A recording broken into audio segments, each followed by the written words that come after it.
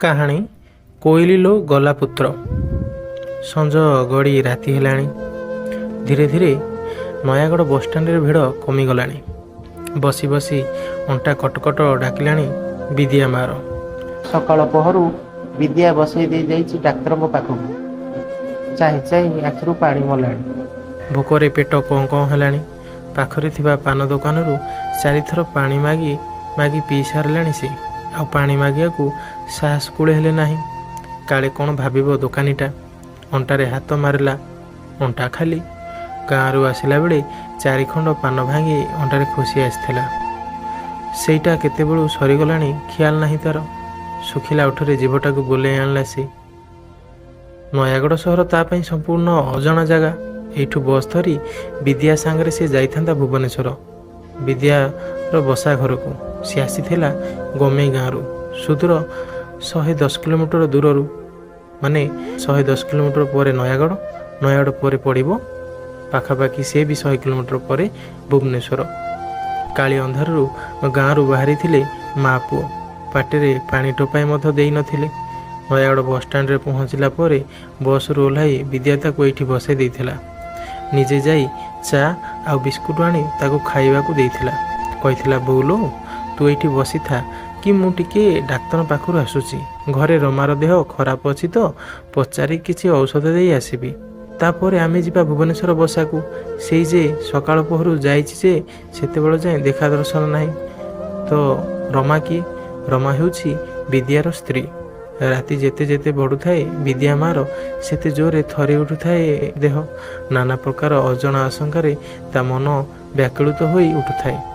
କ'ଣ କେଉଁଠି ଅଘଟଣ ଘଟିଲା କି? 2 ହାତ ଯୋଡ଼ି ପ୍ରାର୍ଥନା କଲା ବିଦ୍ୟା ମା'।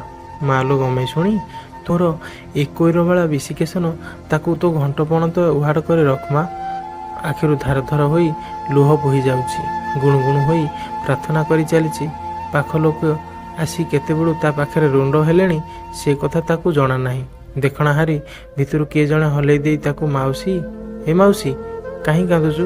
କ'ଣ ହେଇଛି କହ? ପାଖ ପାନ ଦୋକାନଟି ଉଠି ଆସିଲା ତା ପାଖକୁ। ପାଣି ଗିଲାସଟାଏ ବଢ଼ାଇ ଦେଲା ତାକୁ। କହିଲା, ମାଉସୀ ତୁ ତ ସକାଳ ପହରୁ ବସିଛୁ ଏଇଠି, ମୁଁ ଦେଖୁଛି। ତୋ ଘର କେଉଁଠି? କାହା ସାଙ୍ଗରେ ତୁ ଆସିଥିଲୁ? ତୋତେ ଏଇଠି କିଏ ଛାଡ଼ି ଦେଇଗଲା? ସମସ୍ତଙ୍କ ମୁହଁରୁ ଏକା ପ୍ରଶ୍ନ ଶୁଣି ଭାଙ୍ଗି ପଡ଼ିଲା ବିଦ୍ୟା ମା'। କଇଁ କଇଁ ହୋଇ କାନ୍ଦି ଉଠିଲା। କହିଲା, ବାବୁମାନେ, ମୁଁ ହେଉଛି ଝରି ବେଉଆ। ମୋ ପୁଅ ବିଦ୍ୟା ସାଙ୍ଗରେ ଭୁବନେଶ୍ୱର ଯିବି ବୋଲି ଆସିଥିଲି। ସକାଳୁ ସକାଳୁ ବିଦ୍ୟା ଡାକ୍ତର ପାଖକୁ ଯାଇଛି ଯେ ଏଯାଏଁ ଫେରି ନାହିଁ। ତାରି କଥା ଭାବି ଭାବି ମୋତେ କାନ୍ଦ ମାଡ଼ିଲାଣି ତ ସେଇଥିପାଇଁ କାନ୍ଦୁଥିଲି। ଦେଖଣାହାରିଏ ପରସ୍ପରକୁ ଚାହାଁ ଚାହିଁ ହେଲେ। ଆଖିରେ ଆଖିରେ କ'ଣ କଥା ହେଲେ କେଜାଣି। ଧୀରେ ଧୀରେ ବାଟ କାଟି ଯିଏ ଯା ବାଟରେ ଚାଲିଗଲେ। ରାତି 12ଟା ବାଜିଲାରୁ ପାଖ ପାନ ଦୋକାନୀ ଆସି ବିଦ୍ୟା ମା'କୁ ବିସ୍କୁଟ ପୁଡ଼ାଟିଏ ଆଉ ପାଣି ଗ୍ଲାସଟିଏ ବଢ଼ାଇ ଦେଲା। ବୁଢ଼ୀର ଦୁର୍ଦ୍ଦଶା ଦେଖି ବୋଧହୁଏ ତା'ର ମନ ତରଳି ଯାଉଥିଲା। ବୁଢ଼ୀକୁ ହାତ ମୁହଁ ଧୁଆ ଧୋଇ କରି ବିସ୍କୁଟ 2 ଖଣ୍ଡ ବାଧ୍ୟ କରି ଖୁଆଇଦେଲା। କହିଲା, ଦେଖ ମାଉସୀ, ମୋର ଦୋକାନ ବନ୍ଦ କରିବାର ବେଳ ହେଲାଣି। ତୁ ଏଠି ଏକା ଏକା କେତେ ବସିବୁ? ଚାଲ, ମୁଁ ତୋତେ ଏଇ ପାଖ ଅଫିସ ଘରେ ଛାଡ଼ି ଦେଇ ଯିବି। ଯଦି ତୋ ପୁଅ ଫେରିବ ସେ ଅଫିସରୁ ଯାଇ ତୋତେ ନେଇଯିବ। ନଚେତ୍ କାଲି ସକାଳୁ ମୁଁ ଆସିଲେ ତୋତେ ଥାନାକୁ ନେଇଯିବି। ସେଇଠି ତୋ ପୁଅ ବିଷୟରେ ସବୁ ବୁଝାବୁଝି କରିବା। ଅନ୍ୟ ଉପାୟ କିଛି ନ ପାଇ ବୁଢ଼ୀ ଉଠିଲା। ପାଖରେ ଥିବା ଗଣ୍ଠିଲକୁ ଧରି ବସଷ୍ଟାଣ୍ଡର ଅଫିସ ଘରେ ତାକୁ ଛାଡ଼ି ଦୋକାନୀ ଗଲା ତା ଘରକୁ। ରାତିଯାକ ବୁଢ଼ୀ ଆଖିରେ ନିଦ ନାହିଁ। କ'ଣ ହେଲା ବିଦ୍ୟାର? କ'ଣ ପାଇଁ ବିଦ୍ୟା ଏଯାଏଁ ଫେରିଲାନି? କିଛି ଦୁର୍ଘଟଣା ଘଟିନି ତ ବିଦ୍ୟା ସହିତ? କାନ୍ଦି କାନ୍ଦି ବିଦ୍ୟା ମା'ର ଆଖି 2ଟା ଗେଣ୍ଡା ପରି ଫୁଲିଗଲାଣି। କାହାକୁ କହିବ?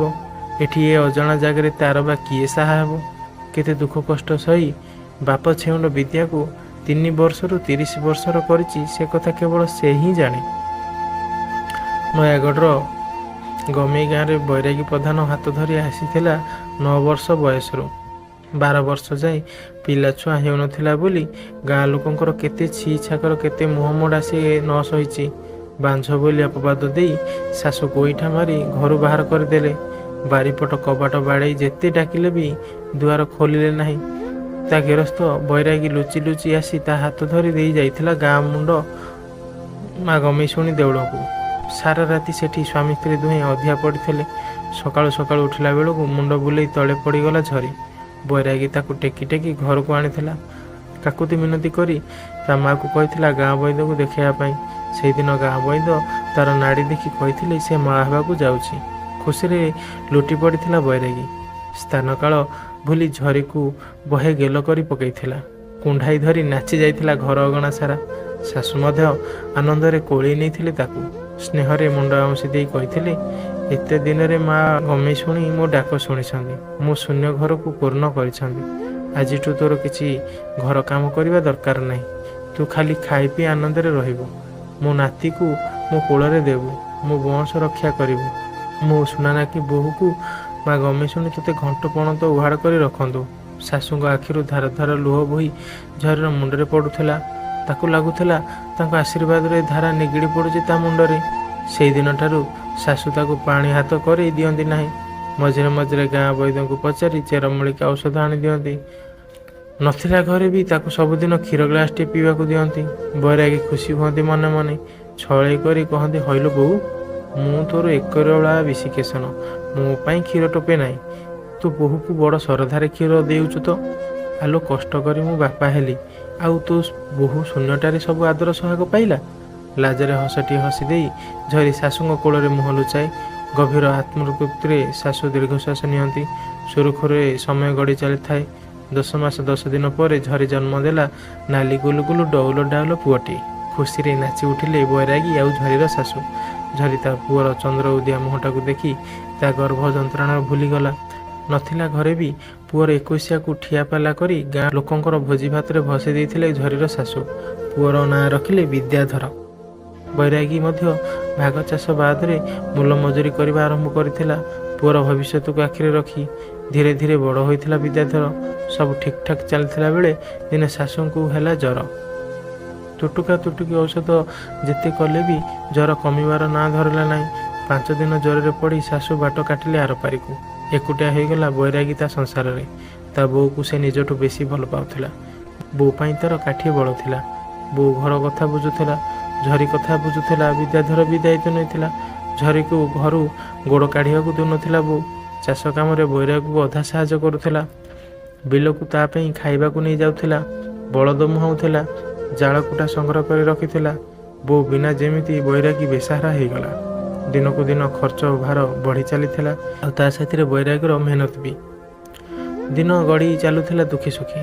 ସେତିକି ସୁଖ ବି ଦୈବ ସହିଲା ନାହିଁ। ଦିନେ ବିଲରେ କାମ କରୁଥିଲା ବେଳେ ଅକାଳ ବଜ୍ରପାତରେ ପ୍ରାଣ ହରାଇଲା ବୈରାଗୀ। ଗାଁ ଲୋକେ ଧରାଧରି କରି ବୈରାଗୀର ଅଷାଢ଼ ଶରୀରକୁ ଘର ଅଗଣାରେ ଆଣି ଶୁଆଇ ଦେବା ବେଳକୁ ଚେତା ହରାଇ ଭୂଇଁରେ ପଡ଼ିଥିଲା ଝରି। 4 ବର୍ଷର ବିଦ୍ୟାଧର ମାଆର ଗୋଡ଼ ପାଖରେ ବସି ଭେଁ ଭେଁ ରଡ଼ି ଛାଡ଼ି କାନ୍ଦୁଥିଲା। ଗାଁ ସାହି ପଡ଼ିଶା ଲୋକେ ଯୋଗାଡ଼ କରି ବୈରାଗୀର ଶବ ସତ୍କାର କରିଥିଲେ। ପଥର ପାଲଟି ଯାଇଥିଲା ଝରି। ତା ଆଖିରୁ ଲୁହ ଝରୁ ନଥିଲା କି ପାଟିରୁ କଥା ବାହାରୁ ନଥିଲା। ଖାଲି ଜଳ ଜଳ କରି ସେ ସମସ୍ତଙ୍କୁ ଚାହିଁ ରହିଥିଲା। ଗାଁ ଲୋକେ ମିଶି ଶୁଦ୍ଧି କାମ ସାରିଥିଲେ। ଧୀରେ ଧୀରେ ଲୋକ ଆସିବା କମି ଯାଇଥିଲା ଝରି ଘରକୁ। ପାଷାଣୀ ପାୟ ହୋଇ ବସି ରହିଥିଲା ଝରି। କିଏ ଦେଲେ ମୁଠାଏ ଖାଉଥିଲା, ନହେଲେ ନାହିଁ। ଦୟା ପରବଶ ହୋଇ କେହି କେହି ବିଦ୍ୟାଧରକୁ ଚୁଡ଼ା ମୁଢ଼ି 2ଟା କି ପଖାଳ ଗଣ୍ଡାଏ ଦେଇ ଯାଉଥିଲେ। ମାସେ 2 ମାସ ଏମିତିରେ ବିତିଗଲା। ଦିନେ ବାହାରେ ଢୁ ଢୁ ବର୍ଷା ଗାଳୁଥାଏ। ଘର ଭିତରେ ବସି ରହିଥାନ୍ତି ବିଦ୍ୟାଧର ଆଉ ଝରି। ବର୍ଷାଟା ଯେ ସକାଳ ପହରୁ ଲାଗି ରହିଥାଏ, ଦିନ ଦ୍ୱିପହର ଯାଏଁ ଛାଡ଼ୁନଥାଏ। ସେଦିନ ଆଉ କେହି ବିଦ୍ୟାଧରକୁ ଖାଇବାକୁ ଦେବାକୁ ଆସିନଥାନ୍ତି। ଭୋକରେ ଆଉଟପାଉଟ ହୋଇ ସେ ବୋଉ ବୋଉ କହି କାନ୍ଦୁଥାଏ। ଝରି ତାର ବସିଥାଏ ସେମିତି ପଥର ପ୍ରତିମା ପ୍ରାୟ ହୋଇ। କାନ୍ଦି କାନ୍ଦି ବିଦ୍ୟାଧର ଆକ୍ତମାକ୍ତ ହୋଇ ଝରିକୁ ଧରି ବସାଇ ଦେଲା ଜୋର କରି। ଘଡ଼ଘଡ଼ାଟେ ମାରିଦେବାରୁ ପ୍ରଚଣ୍ଡ ଶବ୍ଦ କରି କାନଟା ଯେମିତି ଫାଟି ପଡ଼ିଲା ଝରିର। ବିଦ୍ୟାଧର ସେତେବେଳକୁ ଭୟରେ ମୂର୍ଚ୍ଛା ହୋଇଯାଇଥାଏ। ତାକୁ ଚାହିଁ ଦେଇ ଚେତନା ଫେରେଇ ଆସିଲା ଝରିର। ଇଲୋ ମୋ ପୁଅଲୁ କହି ପ୍ରାଣ ବିକଳରେ କୋଳକୁ ଉଠାଇ ଆଣିଲା ତାକୁ। ଆଞ୍ଜୁଳା ଆଞ୍ଜୁଳା ବର୍ଷା ପାଣି ଆଣି ମୁହଁରେ ଛାଟି ଆଶ୍ୱସ୍ତ କଲା ତାକୁ। ଧୀରେ ଧୀରେ ଆଖି ଖୋଲିଲା ବିଦ୍ୟାଧର। ବୋଉ ଭୋକ ଭୋକ କହି କାନ୍ଦି ଉଠିଲା। ନିଜ ଭିତରେ ଚେତନା ପାଇଲା ଝରି। ଘର ଭିତରକୁ ଦୌଡ଼ିଗଲା କେଉଁଠି କ'ଣ ଅଛି ବୋଲି ଖୋଜିବାକୁ। ପୁଅ ମୁହଁରେ କ'ଣ ମୁଠାଇ ଦେବ। ପିଡ଼ି ପୁଟୁଳା ହାଣ୍ଡି ଆଟିକା ସବୁ ଖାଲି। କ'ଣ କରିବ ବୁଦ୍ଧିବାଟ ଦେଖାଗଲା ନାହିଁ ତାକୁ। ଢିଙ୍କିଶାଳରେ ଶାଶୁ ଗୋଟାଏ ଘଡ଼ିରେ ଖୁଦ ରଖନ୍ତି ପକ୍ଷୀଙ୍କୁ ଦେବା ପାଇଁ। ସେଇ କଥାଟି ମନେ ପଡ଼ିଲା ତାର। ଧାଇଁ ଯାଇ ସେଇ ଘଡ଼ିଟିକୁ ଶିକାରୁ ଓହ୍ଲାଇ ଆଣିଲା ଝରି। ଖୁଦତକ ଯାଉ କରି ବିଦ୍ୟାଧରକୁ ଦେଲା ଖାଇବାକୁ। ଖାଇ ପିଇ ବିଦ୍ୟାଧର ଟିକେ ସାଷ୍ଟମ ହେଲାରୁ ଝରି ଲାଗିଗଲା ତା କାମରେ। ଘର ଦ୍ୱାର ସବୁ ସଫା କଲା। ଅସଜଡ଼ା ଜିନିଷ ସବୁ ସାଇତି ରଖିଲା। ବର୍ଷା ଛାଡ଼ିଲାରୁ ପଡ଼ିଶା ଘର ସାରିଆ ଖୁଡ଼ିଙ୍କୁ ଯାଇ ଗୁହାରି କଲା ଝରି। ଖୁଡ଼ି, ତମ ପୁଅ ତ ଚାଲିଗଲେ ମୋତେ ଆଉ ବିଦ୍ୟାକୁ ଏକା କରି। ମୁଁ ମାଇପି ଲୋକ କେମିତି କ'ଣ କରିବି? କେମିତି ଏ ବିଦ୍ୟାକୁ ନେଇ ବଞ୍ଚିବି? କେମିତି ତାକୁ ମଣିଷ କରିବି? ତମେମାନେ ବିଚାର କରିବ। ମୋର ତ ଆଉ ମା କୋଳେ ମଉଳା କି ବାପା କୋଳେ ଖୁଡ଼ି ତ ନାହାନ୍ତି। କାହାକୁ କ'ଣ କହିବି? ତମେ ଏକ ମୋର ସାହା ଭରସା, ତମେ ହିଁ ଆଶ୍ରା। ତମେ ଦାଦାଙ୍କୁ କହି ମୋର କିଛି ଗୋଟେ ବ୍ୟବସ୍ଥା କର। ମୁଁ ମଲା ଯାଏଁ ତମର ଚାକରାଣୀ ହୋଇ ରହିବି। ସବୁ କାମଧନ୍ଦା କରିବି। କଇଁ କଇଁ ହୋଇ କାନ୍ଦି ସାରିଆ ଖୁଡ଼ିଙ୍କ ପାଦ ତଳେ ଲେଉଟିଗଲା ଝରି। ସାରିଆ ଖୁଡ଼ିଙ୍କ ସ୍ୱାମୀ ଭଗିଆ ଦାଦା ଗାଁରେ ଜଣେ ଥିଲାବାଲା ଲୋକ। ହଳ ବଳଦ ସାଙ୍ଗକୁ ଚାରିବାଟି ଚାଷ ଜମି, ମୂଲିଆ ପାନିଆ ସବୁବେଳେ ଲାଗିଥାନ୍ତି। ସେଇଠି ଆଶ୍ରୟ ନେଲା ଝରି। ସାରିଆ ଖୁଡ଼ିଙ୍କ ହାତ ବାରିଶି ହୋଇ ସକଳ କାମ କଲା। ବିଦ୍ୟା ମଧ୍ୟ ତାଙ୍କ ପିଲାଙ୍କ ସାଙ୍ଗରେ ରହିଲା। ଭଗିଆ ଦାଦାଙ୍କ ପିଲାମାନଙ୍କ ସାଥିରେ ସ୍କୁଲରେ ନାଁ ଲେଖା ହେଲା ବିଦ୍ୟାର। ନୀଳ ସାର୍ଟ ଆଉ ମାଟିଆ ପ୍ୟାଣ୍ଟ ପିନ୍ଧା ବିଦ୍ୟାର ସ୍କୁଲ ଯିବା ଦେଖି ଛାତିଟା କୁଣ୍ଢେମୋଟ ହୋଇଯାଉଥିଲା ଝରିର। ଝରି ସବୁଦିନ ହାତ ଯୋଡ଼ି ମା ଗମେଶୁଣୀଙ୍କୁ ପ୍ରାର୍ଥନା କରୁଥିଲା, ମା ଦାଦା ଖୁଡ଼ିଙ୍କର କୁଳ ଉଜ୍ଜଳ ହେଉ। ମୋ ବିଦ୍ୟାକୁ ସେମାନେ ପାଳି ପୋଷି ମଣିଷଟିଏ କରୁଛନ୍ତି। ତାଙ୍କୁ କୋଟି ପରମାୟୁ ଦେ ମା। ତାଙ୍କ ପିଲାଙ୍କୁ ବଡ଼ ମଣିଷ କର, ଭଲ ମଣିଷ କର। ଖୁଡ଼ିଙ୍କର ଘର କାମ ସବୁ ଆହୁରି ମନ ଲଗାଇ କରୁଥିଲା ସେ। ଏଇ ଭିତରେ ସେ ଝରିରୁ ବିଦ୍ୟା ମା ହୋଇଯାଇଥିଲା। ତା କଳା ବାଳ ଧଳା ହେବାକୁ ଲାଗିଥିଲା। ବିଦ୍ୟା ଯେଉଁଦିନ ମାଟ୍ରିକ ପାସ୍ କଲା, ସେକେଣ୍ଡ ଡିଭିଜନରେ ଭଗିଆ ଦାଦା 4ଟା ଲଡ଼ୁ ଆଣି ଦେଇଥିଲେ ତାକୁ। ହସି ହସି କହିଥିଲେ, ବୁଝିଲ ନା ବିଦ୍ୟା ମା, ତମ ପୁଅ ମାଟ୍ରିକ ପାସ୍ କରିଛି। ଏବେ ସେ ସହରକୁ ଯିବ, କଲେଜରେ ପଢ଼ିବ। ତମ ପୁଅ ଚାକିରି କରିବାକୁ ହେବ। ତୁମ ଦୁଃଖ ଗଲା ଜାଣୁ। ଝରିର ତ ଆଖିରୁ ଧାର ଧାର ଲୁହ ବୋହି ଯାଇଥିଲା। ଦାଦାଙ୍କ ପାଦ ଧରି ସେ ମୁଣ୍ଡିଆ ମାରିଥିଲା। କହିଥିଲା, ଦାଦା ଆପଣ ନଥିଲେ ଆମ ମା ପୁଅଙ୍କ କି ଅବସ୍ଥା ହେଇଥାନ୍ତା। ଖୁଡ଼ି ଆଉ ଆପଣ ଆମର ଭଗବାନ। ଯାହା କରିବା କଥା କରନ୍ତୁ। ଆମେ ମା ପୁଅ 2 ଜଣ ଚିରଦିନ ଆପଣଙ୍କ ଋଣୀ ହୋଇ ରହିବୁ।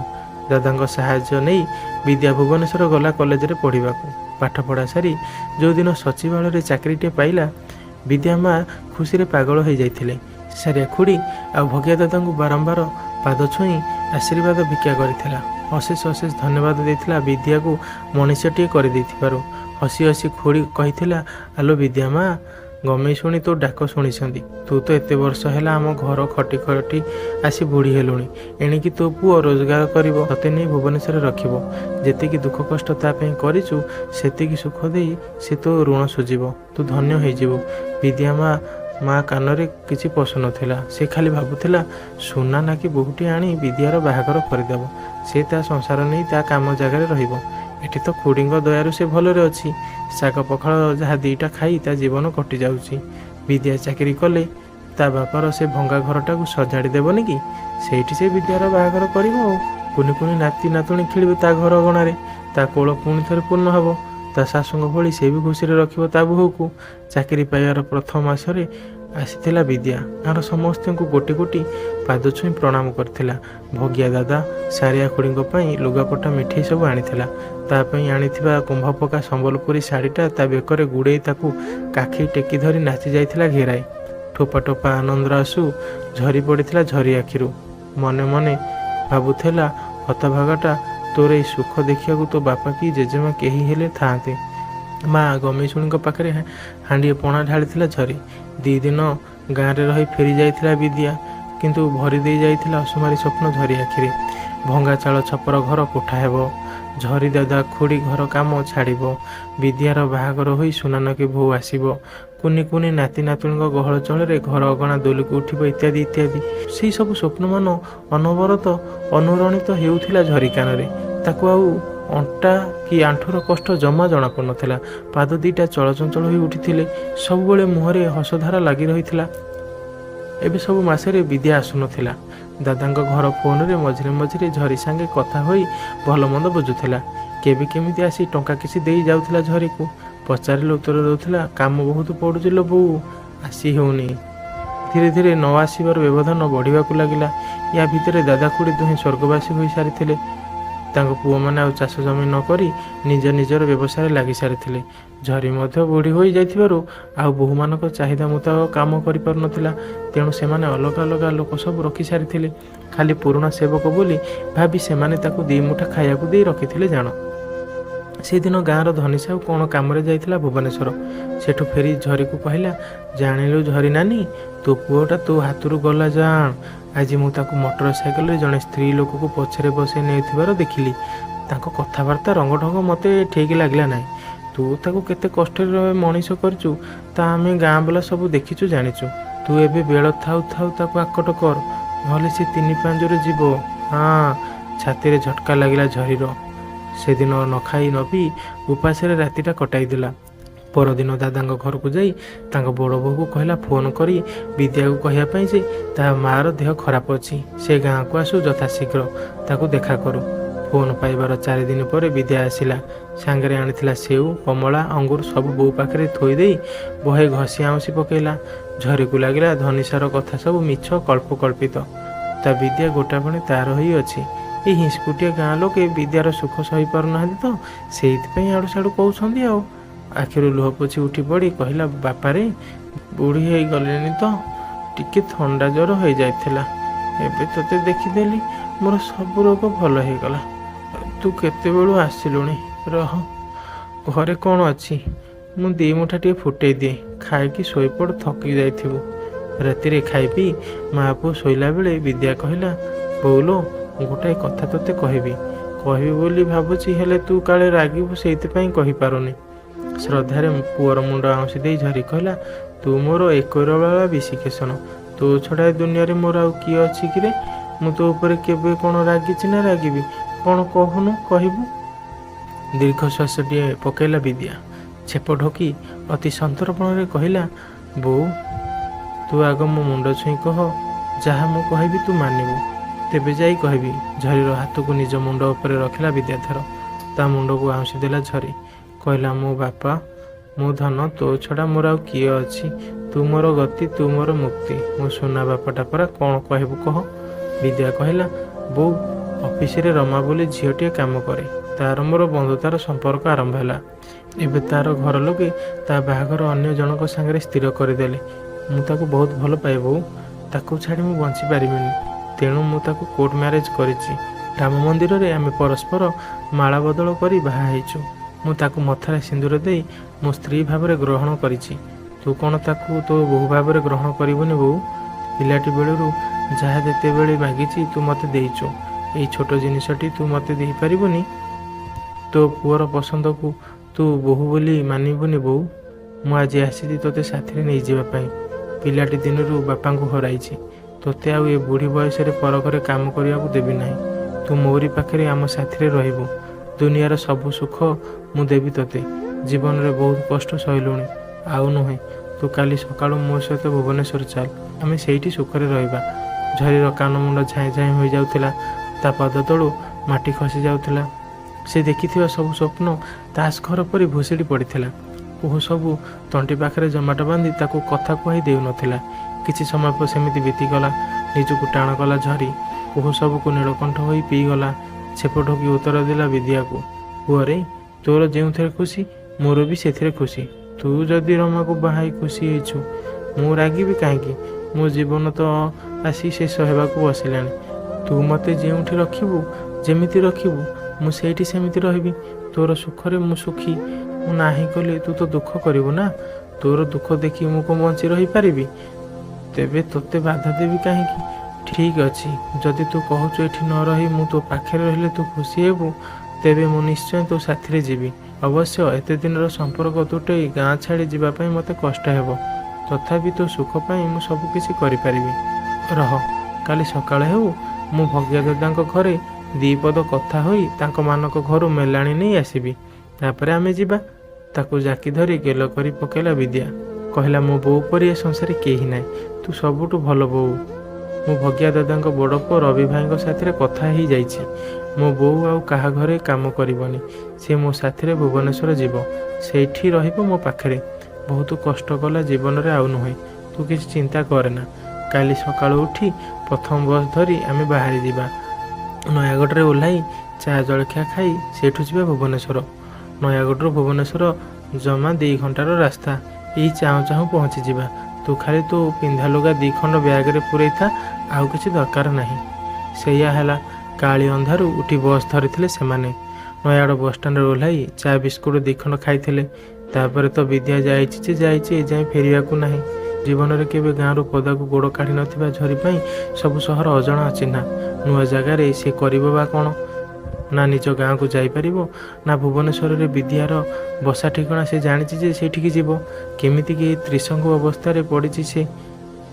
ଭୋକ ଶୋଷରେ ତଣ୍ଟି ଶୁଖି ଯାଉଛି। ପ୍ରାଣ ବିକଳରେ କାନ୍ଦି ଉଠିଲା ସେ। ମୋ ବିଦ୍ୟାରେ କୁଆଡ଼େ ଗଲୁ? ମୁଁ କ'ଣ କରିବି? ତାର ବୁକୁ ଫଟା କାନ୍ଦଣା ଶୁଣି ଲୋକେ ଜମା ହେବାରେ ଲାଗିଥାନ୍ତି। କିଛି ସମୟ ପରେ ଜଣେ ବାବୁ ବାହାରି ଆସି ପଚାରିଲେ, ମାଉସୀ କ'ଣ ହେଇଛି ତମର? କାହିଁକି କାନ୍ଦୁଛ? ତମ ବିଦ୍ୟା ଗଲା କୁଆଡ଼େ? ପୂର୍ବର ପାନ ଦୋକାନଟି ଫେରି ଆସିଥିଲା ସେତେବେଳକୁ। ସେହି ସବୁ କଥା କହିଲା ଦେଖଣାହାରୀଙ୍କୁ।